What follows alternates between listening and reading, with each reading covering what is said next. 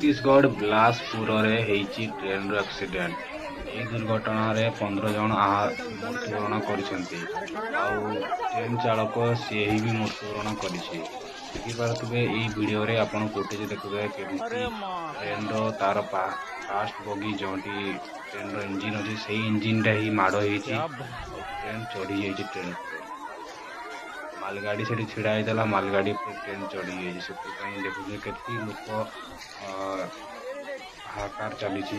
ଆଉ ବିଳାସପୁରର ଏଇଟା ପ୍ରଥମ ଦୃଶ୍ୟ। ଆଉ ଗୋଟେ ହେଇଥିଲା ଆମର ବାଲେଶ୍ୱର, ଓଡ଼ିଶାରେ ହେଇଥିଲା ବାଲେଶ୍ୱର ବାହାନଗା ରେଲୱେ ଷ୍ଟେସନରେ।